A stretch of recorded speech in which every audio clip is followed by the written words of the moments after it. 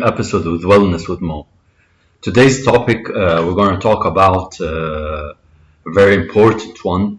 Since we're celebrating these days Mental Health Day, and since all of you wonderful, wonderful human beings are listening to me and are sharing with me your experiences and what you take out of my podcasts and what I learned from you.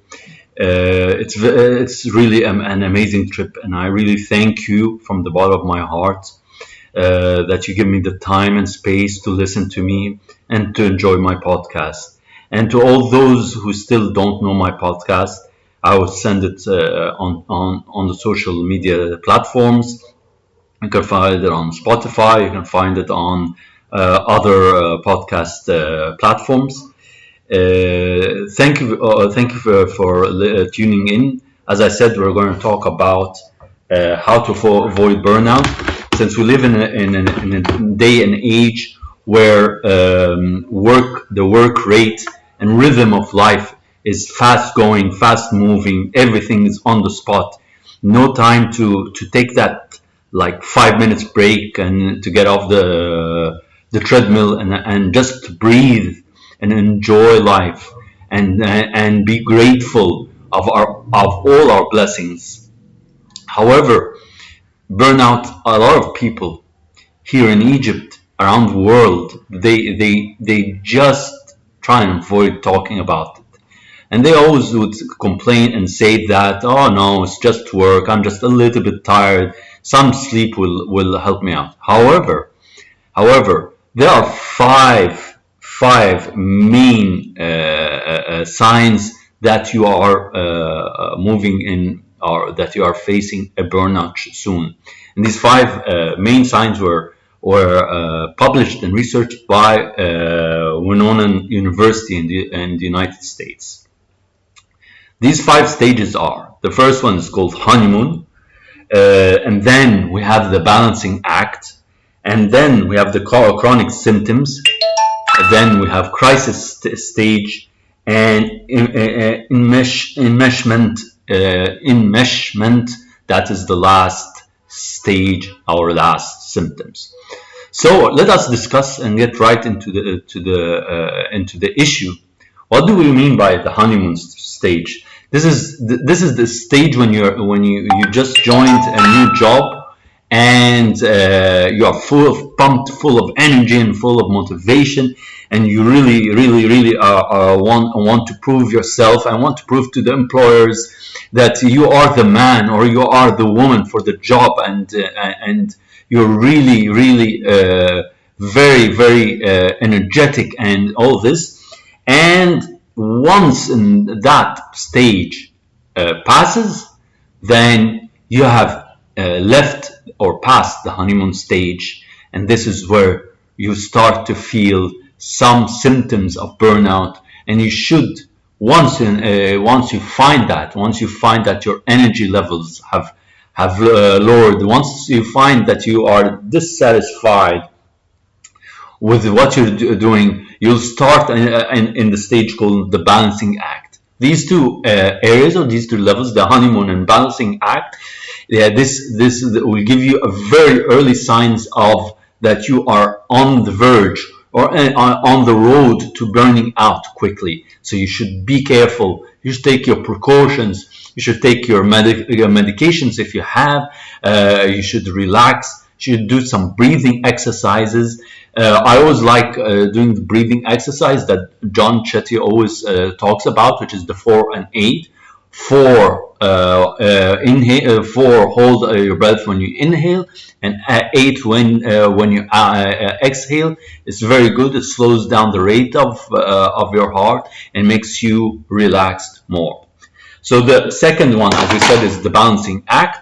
This is where your energy it starts to wind down and decreases, and it's very dangerous. So you need to avoid that. The third symptom is chronic symptoms. The chronic symptoms would start with that there's some job dissatisfaction, that you're not happy, that your relationship with your spouse, is it your wife or your partner, or your relationship with others, your friends, your girlfriend, or your boyfriend, is not as it was, and it is facing a lot of issues, a lot of anger issues from your side.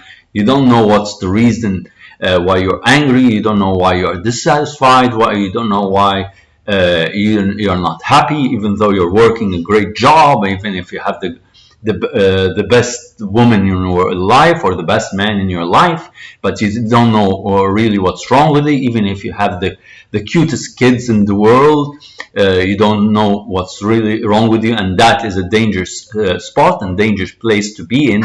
So you need to once you face these, again, these are bells that I'm shedding light on. At the end of the podcast, we'll give you some important tips how to avoid them. Okay, so after that, like I said, the chronic symptoms, it's the stage of denial that your social life is working fine and everything is going according to plan, but you're just saying that, but deep down inside, subconsciously, you really know that there is something wrong. So the fourth stage is this crisis stage. The crisis stage is actually the breaking point where you are emotionally cannot deal with the stress anymore. Emotionally, you are crying. Emotionally, you are angry. Emotionally, you are so sad. You are so tired. You're so physically tired. You're sick all the time, and this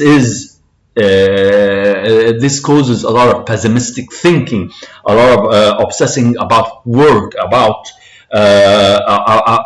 how you want to escape, and you cannot escape from this situation. So it's really, really important, guys. Really, really important. And I know so many people around the world, my wife included, who are in this stage. And I always tell my wife and I always tell my friends, guys, you are going to burn out. But honestly, no one really takes the advice until it is too late. And that is the problem with us human beings, that we leave things until the end, even though there are signs, even though we know that we are burning out, we still avoid confrontation with ourselves, that we have a right to ourselves. We have to love ourselves. We have to feel good about ourselves. It's not just important to feel emotionally okay with others, but if you're not emotionally okay with yourself and you're breaking down and you're pessimistic and everything is black and nothing is going according to your plan, according to your life purpose, then you need to change. And finally, the enmeshment stage, and this is the burnout stage. The burnout systems are embedded. You are totally burned out. You have the risk of having chronic diseases. You have the risk of dying instantly. You have the risk of having a heart attack. You have the risk of anything that is danger to yourself. This is the stage, and yet you still have the chance to get out that stage and overcome those issues. So I have 4 more wellness points. I call them 4 more wellness points where you can avoid your burnout and you can feel better. Number 1, we need to sleep well. I have so many people around the world who tell me they sleep like 5 hours, 6 hours, 4 hours. They sleep at weird hours also.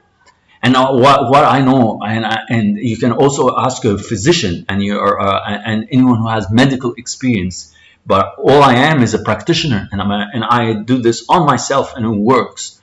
That the body needs 7 to 9 hours, and you need to sleep at least by 10 p.m. maximum, because once you hit the midnight point, no matter how many hours, even if you if sleep 7, even if you sleep 8, even if you sleep 10 hours, you still feel tired. So first, number one, you need to sleep from 7 to 9 hours, deep sleep, good sleep. I usually do some meditation before I sleep, some breathing exercises in and out to put myself in a relaxing mood. You can always drink herbal tea or any herbal beverages that make you really relaxed before you sleep. So it's important to sleep well.